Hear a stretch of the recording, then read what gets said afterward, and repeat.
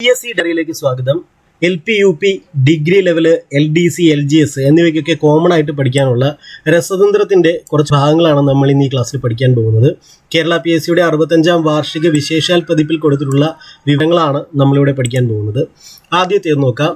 1ാം ഗ്രൂപ്പിലെ ലോഹമൂലകങ്ങൾ ഏതു പേരിൽ അറിയപ്പെടുന്നു? 1ാം ഗ്രൂപ്പിലെ ലോഹമൂലകങ്ങൾ ആൽക്കലി ലോഹങ്ങൾ എന്നാണ് അറിയപ്പെടുന്നത്. നിങ്ങളിത് പഠിക്കുമ്പോൾ നിങ്ങളോടൊപ്പം ആ രസതന്ത്രത്തിലെ പീരിയോഡിക് ടേബിൾ കൂടി നിങ്ങളുടെ കയ്യിലുണ്ടെങ്കിൽ എളുപ്പമായിരിക്കും നിങ്ങൾക്ക് മനസ്സിലാക്കാൻ. അപ്പോൾ 1ാം ഗ്രൂപ്പിലെ ലോഹമൂലകങ്ങൾ ഏതു പേരിൽ അറിയപ്പെടുന്നു? ആൽക്കലി ലോഹങ്ങളെന്ന്. ആധുനിക ആവർത്തന പട്ടികയിൽ S ബ്ലോക്ക് മൂലകങ്ങളെയും P ബ്ലോക്ക് മൂലകങ്ങളെയും പൊതുവായി പറയുന്ന പേരെന്താണ്? അത് പ്രാതിനിധ്യ മൂലകങ്ങളെന്നാണ്. പ്രാതിനിധ്യ മൂലകങ്ങൾ. ആധുനിക ആവർത്തന പട്ടികയിൽ S ബ്ലോക്ക് മൂലകങ്ങളെയും P ബ്ലോക്ക് മൂലകങ്ങളെയും പൊതുവായി പറയുന്ന പേര് പ്രാതിനിധ്യ മൂലകങ്ങൾ എന്നാണ്. 15 ലാന്തനോയിഡുകളും സ്കാൻഡിയം, യട്രിയം എന്നിവയും കൂടിച്ചേർന്ന് അറിയപ്പെടുന്ന പേരാണ് റയർ എർത്ത്സ് എന്ന്. റയർ എർത്ത്സ് എന്താണ്? 15 ലാന്തനോയിഡുകളും സ്കാൻഡിയം, യട്രിയം എന്നിവയും കൂടിച്ചേർന്ന് അറിയപ്പെടുന്ന പേരാണ് റയർ എർത്ത്സ്. 6ാം പീരിയഡിൽ ഉൾപ്പെടുന്നതും ലന്താനം മുതൽ ലുട്ടേഷ്യം വരെയുള്ളതുമായ അന്തസംക്രമണ മൂലകങ്ങൾ ഏത് പേരിൽ അറിയപ്പെടുന്നു? ലാന്തനോയിഡുകൾ എന്നാണ് അറിയപ്പെടുന്നത്. നമ്മൾ ഈ കെമിസ്ട്രി അല്ലെങ്കിൽ രസതന്ത്രം നമ്മൾ ഇംഗ്ലീഷ് ടേംസ് പഠിക്കുമ്പോൾ നമുക്ക് കുറച്ചുകൂടി എളുപ്പമാണ് അല്ലേ? അങ്ങനെ ഇംഗ്ലീഷ് ടേംസ് പഠിച്ചവർ ഈ മലയാളം ടേംസ് ഒക്കെ കാണുമ്പോൾ ക്വസ്റ്റ്യൻ മലയാളത്തിലായിരിക്കുമല്ലോ, അപ്പോൾ ആകെ ഒരു ബുദ്ധിമുട്ടായിട്ട് തോന്നരുത്. അപ്പോൾ ഇപ്പോഴേ ഇത് നിങ്ങൾ നമ്മുടെ പീരിയോഡിക് ടേബിൾ വെച്ച് തന്നെ മനസ്സിലാക്കുക. പിന്നെ ആ മലയാളം വാക്കുകളും നിങ്ങൾ മനസ്സിലാക്കിയെടുക്കുക. 6ാം പീരിയഡിൽ ഉൾപ്പെടുന്നതും ലന്താനം മുതൽ ലുട്ടേഷ്യം വരെയുള്ളതുമായ അന്തസംക്രമണ മൂലകങ്ങൾ ഏത് പേരിൽ അറിയപ്പെടുന്നു? ലാന്തനോയിഡുകൾ എന്നാണ്. ആവർത്തന പട്ടികയിലെ 3 മുതൽ 12 വരെ ഗ്രൂപ്പുകളിൽ ഉൾപ്പെടുന്ന മൂലകങ്ങൾ ഏത് ബ്ലോക്കിലാണ് ഉൾപ്പെടുന്നത്? ഡി ബ്ലോക്കിൽ. ഇതൊക്കെ പഠിക്കുമ്പോൾ ആ പീരീഡ് വെച്ച് തന്നെ പഠിക്കുക. പീരിയോഡിക് ടേബിൾ വെച്ച് തന്നെ പഠിക്കുക. ആവർത്തന പട്ടികയിലെ 3 മുതൽ 12 വരെ ഗ്രൂപ്പുകളിൽ ഉൾപ്പെടുന്ന മൂലകങ്ങൾ ഡി ബ്ലോക്കിലാണ് ഉൾപ്പെടുന്നത്. ഗൂഗിളിൽ ഇതിന്റെ പിക്ചറുണ്ട് ഈ പീരിയോഡിക് ടേബിളിന്റെ. അടുത്തൊരു പോയിന്റ് നമുക്ക് നോക്കാം. എഫ് ബ്ലോക്കിൽ ഉൾപ്പെടുന്ന മൂലകങ്ങളുടെ സീരീസുകൾ ലാന്തനൈഡുകളും ആക്റ്റിനൈഡുകളുമാണ്. എന്താണ്? അപ്പോൾ എഫ് ബ്ലോക്കിൽ ഉൾപ്പെടുന്ന മൂലകങ്ങളുടെ സീരീസുകൾ ഏതൊക്കെയാണ്? ലാന്തനൈഡുകളും ആക്റ്റിനൈഡുകളും. അണുസംഖ്യ 57 മുതൽ 71 വരെയുള്ള 15 മൂലകങ്ങൾ അറിയപ്പെടുന്ന പേരാണ് ലാന്തനൈഡുകൾ എന്ന്. അപ്പോൾ ലാന്തനൈഡുകൾ നമുക്ക് കൃത്യമായിട്ട് എങ്ങനെ പറയാം?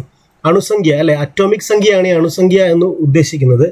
അണുസംഖ്യ 57 മുതൽ, അറ്റോമിക് സംഖ്യ 57 മുതൽ 71 വരെയുള്ള 15 മൂലകങ്ങൾ അറിയപ്പെടുന്ന പേരാണ് ലാന്തനൈഡുകൾ എന്ന്. അറ്റോമിക് സംഖ്യ 89 മുതൽ 103 വരെയുള്ള 15 മൂലകങ്ങൾ അറിയപ്പെടുന്ന പേര് ആക്റ്റിനൈഡുകൾ എന്നാണ്. ആക്റ്റിനൈഡുകൾ. അപ്പോൾ ആക്റ്റിനൈഡുകളും ലാന്തനൈഡുകളും ഉണ്ട് അല്ലെ. ആ ലാന്തനൈഡുകൾ അറ്റോമിക് നമ്പർ 57 മുതൽ 71 വരെയുള്ള 15 മൂലകങ്ങൾ. ആക്റ്റിനൈഡുകളാണെങ്കിൽ അറ്റോമിക് സംഖ്യ 89 മുതൽ 103 വരെയുള്ള 15 മൂലകങ്ങൾ. ഫൈബർ ഒപ്റ്റിക് സാങ്കേതിക വിദ്യ, സോളാർ പാനലുകൾ എന്നിവയിൽ ഉപയോഗിക്കുന്ന റയർ എർത്താണ് യറ്റർബിയം. ഇതൊക്കെ ഇപ്പം നമുക്കറിയില്ല, സോളാറുമായിട്ട് ബന്ധപ്പെട്ട കാര്യങ്ങളൊക്കെ മിക്കവാറും പരീക്ഷ ചോദിക്കുന്നതാണ്. അപ്പോൾ ഇത് ചോദിച്ചുകൂടുന്നില്ല, നോട്ട് ചെയ്യണം. ഫൈബർ ഒപ്റ്റിക് സാങ്കേതിക വിദ്യ, സോളാർ പാനലുകൾ എന്നിവയിൽ ഉപയോഗിക്കുന്ന റയർ എർത്താണ് യറ്റർബിയം. അയിരിൽ നിന്ന് ലോഹം വേർതിരിച്ചെടുക്കുന്ന മുഴുവൻ പ്രക്രിയകളും ചേർന്ന പ്രവർത്തനം അറിയപ്പെടുന്ന പേര് ലോഹ നിഷ്കർഷണം എന്നാണ്. നമ്മൾ മെറ്റലർജി എന്ന വാക്ക് നമുക്കറിയാം. നമ്മളത് ഇപ്പോൾ സയൻസ് പഠിച്ചിട്ടുള്ളവർക്ക് അത് അറിയാം. മെറ്റലർജി അവർ കേട്ടിട്ടുണ്ട്. ആ മെറ്റലർജിയുടെ മലയാളമാണ് ലോഹ നിഷ്കർഷണം അല്ലേ. അപ്പോൾ ലോഹ നിഷ്കർഷണം എന്ന് മാത്രം കൊടുത്താലും മെറ്റലർജി ആണെന്ന് മനസ്സിലാക്കുക. എന്താണ് മെറ്റലർജി? അയിരിൽ നിന്ന് ലോഹം വേർതിരിച്ചെടുക്കുന്ന മുഴുവൻ പ്രക്രിയകളും ചേർന്ന പ്രവർത്തനം അറിയപ്പെടുന്ന പേരാണ് ലോഹ നിഷ്കർഷണം എന്ന്. അടുത്തൊരു പോയിന്റ് നോക്കുക. കട്ടിയുള്ള വസ്തുക്കൾ കൊണ്ട് തട്ടുമ്പോൾ ലോഹങ്ങളുടെ പ്രതലത്തിൽ നിന്ന് ശബ്ദം പുറപ്പെടുവിക്കുന്ന സവിശേഷത ഏത് പേരിൽ അറിയപ്പെടുന്നു? അത് സൊണോരിറ്റി എന്നാണ് ആ പ്രക്രിയ അറിയപ്പെടുന്നത്. സൊണോരിറ്റി. എന്താണ് സൊണോരിറ്റി? കട്ടിയുള്ള വസ്തുക്കൾ കൊണ്ട് തട്ടുമ്പോൾ ലോഹങ്ങളുടെ പ്രതലത്തിൽ നിന്ന് ശബ്ദം പുറപ്പെടുവിക്കുന്ന സവിശേഷത, അത് സൊണോരിറ്റി എന്നാണ് അറിയപ്പെടുന്നത്. സൊണോരിറ്റി. ഇനി നമ്മൾ മുമ്പ് സ്വർണത്തെക്കുറിച്ചൊക്കെ പഠിച്ചിട്ടുള്ള ഒരു പോയിന്റ് ആണത്. ലോഹങ്ങളെ വലിച്ചു നീട്ടി കനം കുറഞ്ഞ കമ്പികളാക്കി മാറ്റാൻ കഴിയുന്ന സവിശേഷത ഏത് പേരിൽ അറിയപ്പെടുന്നു? ഡക്റ്റിലിറ്റി.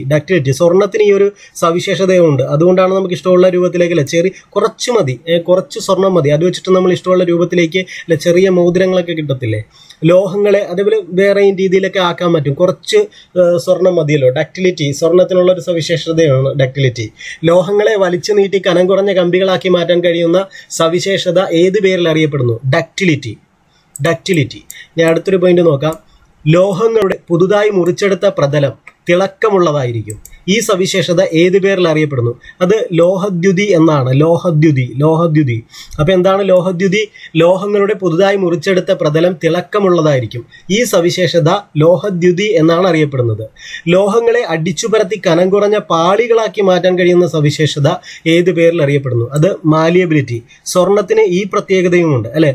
വലിച്ചു നീട്ടി കമ്പിയാക്കാനും പറ്റും, അതേപോലെ അടിച്ചുപരത്തി പാളികളാക്കാനും പറ്റുന്നൊരു ടൈപ്പ് ലോഹമാണ് നമ്മുടെ സ്വർണം എന്ന് പറയുന്നത് അല്ലേ. അപ്പോൾ ആ സ്വർണത്തിൻ്റെ ഈ ഡക്റ്റിലിറ്റി, മാലിയബിലിറ്റി, ഈ രണ്ട് കഴിവും സ്വർണത്തിനുണ്ട്. ലോഹങ്ങളെ അടിച്ചു പരത്തി കനം കുറഞ്ഞ പാളികളാക്കി മാറ്റാൻ കഴിയുന്ന സവിശേഷത ഏത് പേരിൽ അറിയപ്പെടുന്നു? മാലിയബിലിറ്റി. ഇരുമ്പ് വളയിൽ വെള്ളി പൂശാൻ ഉപയോഗിക്കുന്ന സംവിധാനമാണ് വൈദ്യുത ലേപനം. ഇലക്ട്രോപ്ലേറ്റിംഗ് എന്നാണ് അതിൻ്റെ ഇംഗ്ലീഷ്. അപ്പോൾ വൈദ്യുത ലേപനം അല്ലെ. എന്താണ് വൈദ്യുത ലേപനം? ഇരുമ്പ് വളയിൽ വെള്ളി പൂശാൻ ഉപയോഗിക്കുന്ന സംവിധാനമാണ് വൈദ്യുത ലേപനം. ഫ്യൂസ് വയർ ഏതെല്ലാം ലോഹങ്ങളുടെ സങ്കലനമാണ്? Fuse wire ടിന്നും ലെഡുമാണ്. ടിന്നും ലെഡും ചേർന്ന സങ്കരമാണ്, ലോഹങ്ങളുടെ സങ്കലനമാണ് ഫ്യൂസ് വയർ എന്ന് പറയുന്നത്. Fuse wire. ഗൺമെറ്റൽ എന്ന ലോഹസങ്കരത്തിലെ ഘടകങ്ങൾ ഏതൊക്കെയാണ്? അത് ചെമ്പും വെളുത്തീയവും നാഗവും ചേരുമ്പോൾ, നാഗം എന്ന് പറഞ്ഞാൽ അത് സിങ്കാണ് നാഗം, സിങ്ക്. അപ്പോൾ ചെമ്പ്, വെളുത്തീയം, സിങ്ക് അല്ലെങ്കിൽ നാഗം ചേരുന്നതാണ് ഗൺമെറ്റൽ എന്ന ലോഹസങ്കരത്തിലെ ഘടകങ്ങൾ. ഞാൻ നമ്മുടെ ഈ കേരള PSCയുടെ 65ാം വാർഷിക വിശേഷാൽ പതിപ്പിലെ വിവരങ്ങളാണ് നിങ്ങളുമായി പങ്കുവയ്ക്കുന്നത്. ഇതേ പുസ്തകത്തിലെ മറ്റു പല വിവരങ്ങളും നമ്മൾ ക്ലാസ് ഇട്ടിട്ടുണ്ട്. അത് പ്ലേലിസ്റ്റ് ക്രിയേറ്റ് ചെയ്തുകൊണ്ട് കാണാൻ ശ്രമിക്കുക. അടുത്തൊരു പോയിന്റ് നോക്കുക. ചോദ്യം പലത് ഉത്തരം ഒന്ന്. നോക്കാം. മുറിയുടെ താപനിലയിൽ ദ്രാവകാവസ്ഥയിലിരിക്കുന്ന ലോഹം ഏതാണെന്നുള്ളതാണ് ചോദ്യം. അതിൻ്റെ ഉത്തരം എന്ന് പറയുന്നത് മെർക്കുറി. മെർക്കുറിയെ സംബന്ധിച്ച കുറേ വ്യത്യസ്തങ്ങളായ പോയിന്റുകളാണ് നമ്മളിവിടെ പഠിക്കാൻ പോകുന്നത്. അപ്പം മെർക്കുറിയുടെ ഒരു പ്രത്യേകത എന്താണ്? മുറിയുടെ താപനിലയിൽ ദ്രാവകാവസ്ഥയിലിരിക്കുന്ന ലോഹമാണ് മെർക്കുറി എന്ന് പറയുന്നത്. ഏറ്റവും താഴ്ന്ന ദ്രവണാങ്കവും തിളനിലയുമുള്ള ലോഹമാണ് മെർക്കുറി. ക്വിക്സിൽവർ എന്നറിയപ്പെടുന്നത് മെർക്കുറിയാണ്. ക്വിക്സിൽവർ അങ്ങനെയാണ്. നിങ്ങൾക്കൊരു ഇത് തരാണ്. ലിറ്റിൽ സിൽവർ എന്നറിയപ്പെടുന്നത് എന്താണെന്ന് നിങ്ങൾ കമൻറ്റ് ചെയ്തറിയിക്കുക. Quicksilver, mercury, little silver. അടുത്തത് ഹൈഡ്രാർജിറം എന്ന പേര് ഏത് മൂലകവുമായി ബന്ധപ്പെട്ടിരിക്കുന്നു? ഹൈഡ്രാർജിറം മെർക്കുറിയുമായി ബന്ധപ്പെട്ടതാണ്. ഹൈഡ്രാർജിറം.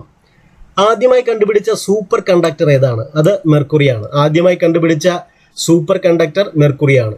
ഏത് ലോഹത്തിന്റെ അയിരാണ്? സിന്നബർ മെർക്കുറിയുടെ അയിരാണ്. ഏത് മൂലകം ചേർന്ന ലോഹസങ്കരമാണ്? അമാൽഗം മെർക്കുറി അല്ലെ. മെർക്കുറി എന്ന മൂലകം ചേർന്ന ലോഹസങ്കരമാണ് അമാൽഗം അല്ലെ, മെർക്കുറി. ഏത് ലോഹത്തെ കൈകാര്യം ചെയ്യാൻ ഉപയോഗിക്കുന്ന യൂണിറ്റ് ആണ് ഫ്ലാസ്ക് എന്നറിയപ്പെടുന്നത്? ഫ്ലാസ്ക് മെർക്കുറിയാണ്. ഫ്ലാസ്ക് ഏത് ലോഹത്തെ കൈകാര്യം ചെയ്യാൻ ഉപയോഗിക്കുന്ന യൂണിറ്റ് ആണ്? Flask mercury. അപ്പോൾ എന്താണ്? മുറിയുടെ താപനിലയിൽ ദ്രാവകാവസ്ഥയിലിരിക്കുന്ന ലോഹം, ഏറ്റവും താഴ്ന്ന ദ്രവണാങ്കവും തിളനിലയുമുള്ള ലോഹം ക്വിക്സിൽവർ എന്നറിയപ്പെടുന്നു. ഹൈഡ്രാർജിറം എന്ന പേര് മെർക്കുറിയുമായി ബന്ധപ്പെട്ടിരിക്കുന്നു. ആദ്യമായി കണ്ടുപിടിച്ച സൂപ്പർ കണ്ടക്ടറാണ് മെർക്കുറിയുടെ അയിരാണ് സിന്നബർ. പിന്നെ മെർക്കുറി എന്ന മൂലകം ചേർന്ന ലോഹസങ്കരമാണ് അമാൽഗം. പിന്നെ മെർക്കുറി എന്ന ലോഹത്തെ കൈകാര്യം ചെയ്യാൻ ഉപയോഗിക്കുന്ന യൂണിറ്റാണ് ഫ്ലാസ്ക് എന്നറിയപ്പെടുന്നത് അല്ലെ, ഫ്ലാസ്ക്. അസ്ഥിയിൽ ഏറ്റവും കൂടുതലുള്ള ലോഹം ഏതാണ്? ഇത് നിങ്ങൾക്കറിയാം അല്ലെ, കാൽസ്യമാണ്. അസ്ഥിയിൽ കാൽസ്യവും ഫോസ്ഫറസും ചേർന്ന് കാൽസ്യം ഫോസ്ഫേറ്റ് അല്ലെ, അസ്ഥിയുടെ ഘടകങ്ങളാണ് കാൽസ്യം ഫോസ്ഫേറ്റ്. അപ്പോൾ അസ്ഥിയിൽ ഏറ്റവും കൂടുതലുള്ള ലോഹം ഏതെന്ന് ചോദിച്ചാൽ അത് കാൽസ്യമാണ്. മൂലകങ്ങളെ ലോഹങ്ങളും അലോഹങ്ങളുമായി ആദ്യമായി തരംതിരിച്ചത് ലാവോസിയെ ആണ്. അപ്പോൾ മൂലകങ്ങളെ ലോഹങ്ങളും അലോഹങ്ങളുമായി ആദ്യമായി തരംതിരിച്ചത് ആരാണ്? ലാവോസിയെ. ആഴ്സനിക്, ബോറോൺ തുടങ്ങിയ മൂലകങ്ങൾ ലോഹങ്ങളുടെയും അലോഹങ്ങളുടെയും സ്വഭാവം പ്രകടിപ്പിക്കുന്നതിനാൽ ഏത് പേരിൽ അറിയപ്പെടുന്നു? ഉപലോഹം എന്നാണ് ഇത്തരം ലോഹങ്ങൾ അറിയപ്പെടുന്നത്, ഇത്തരം മൂലകങ്ങൾ അറിയപ്പെടുന്നത്. ആഴ്സനിക്, ബോറോൺ തുടങ്ങിയ മൂലകങ്ങൾ ലോഹങ്ങളുടെയും അലോഹങ്ങളുടെയും സ്വഭാവം പ്രകടിപ്പിക്കുന്നതിനാൽ ഇവരെ എന്ത് വിളിക്കുന്നു? ഉപലോഹം എന്നറിയപ്പെടുന്നു. ഏത് ലോഹത്തിന്റെ പേരിന്റെ അർത്ഥമാണ് ഞാൻ പ്രകാശം വഹിക്കുന്നു എന്നുള്ളത്? അത് ഫോസ്ഫറസ് ആണ്. ഫോസ്ഫറസ് എന്ന പദത്തിന്റെ അർത്ഥം ഞാൻ പ്രകാശം വഹിക്കുന്നു എന്നാണ്. ഫോസ്ഫറസ് അല്ലെ, ആ ഫോസ്ഫറസ് എന്ന ലോഹത്തിന്റെ പേരിന്റെ അർത്ഥം എന്താണ്? ഞാൻ പ്രകാശം വഹിക്കുന്നു എന്നാണ്. ഏത് ഉപലോഹത്തിനാണ് മെറ്റലോയിഡ് ഏറ്റവും കുറഞ്ഞ അറ്റോമിക് റേഡിയസ് ഉള്ളത്? മെറ്റലോയിഡ് എന്ന് പറഞ്ഞല്ലേ ഏത് ഉപലോഹത്തിനാണ്, അല്ലെങ്കിൽ ഉപലോഹം എന്ന് പറയുന്ന മെറ്റലോയിഡ് എന്നാണ്, ഏത് ഉപലോഹത്തിനാണ് ഏറ്റവും കുറഞ്ഞ അറ്റോമിക് റേഡിയസ് ഉള്ളത് എന്ന് ചോദിച്ചാൽ അത് ബോറോണിനാണ്. ബോറോൺ. ഏത് ഉപലോഹത്തിന് അല്ലെങ്കിൽ മെറ്റലോയിഡിനാണ് ഏറ്റവും കുറഞ്ഞ അറ്റോമിക് റേഡിയസ് ഉള്ളത് എന്ന് ചോദിച്ചാൽ അത് ബോറോണിനാണ്. ഏത് ലോഹത്തിനാണ് ഏറ്റവും കുറഞ്ഞ അറ്റോമിക് റേഡിയസ് ഉള്ളത്?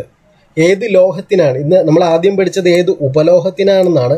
ഇവിടെ പറയുന്നത് ഏത് ലോഹത്തിനാണ് ഏറ്റവും കുറഞ്ഞ അറ്റോമിക് റേഡിയസ് ഉള്ളതെന്ന് ചോദിച്ചാൽ അത് ബെറിലിയത്തിനാണ്, അല്ലേ?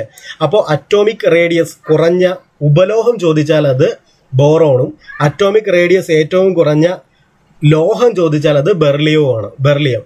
അടുത്തൊരു പോയിന്റ് നോക്കാം. വൃക്കരോഗങ്ങൾക്ക് കാരണമാകുന്ന ലോഹം ഏതാണ്? അത് കാഡ്മിയമാണ്. കാഡ്മിയം, അല്ലെ? വൃക്കരോഗങ്ങൾ, കാഡ്മിയം വൃക്കരോഗങ്ങൾക്ക് കാരണമാകുന്നു. കാഡ്മിയം വൃക്കരോഗങ്ങൾക്ക് കാരണമാകുന്നു.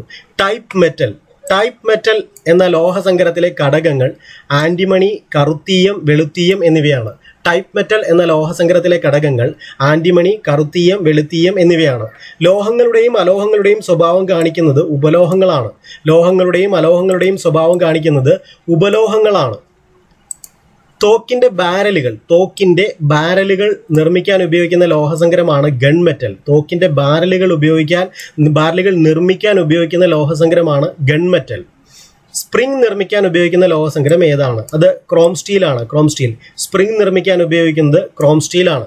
പാറ തുരക്കാൻ ഉപയോഗിക്കുന്ന ഡ്രില്ലിംഗ് ബിറ്റ് നിർമ്മിക്കാൻ ഉപയോഗിക്കുന്ന ലോഹസങ്കരം ഏതെന്ന് ചോദിച്ചാൽ അത് മാംഗനീസ് സ്റ്റീലാണ്.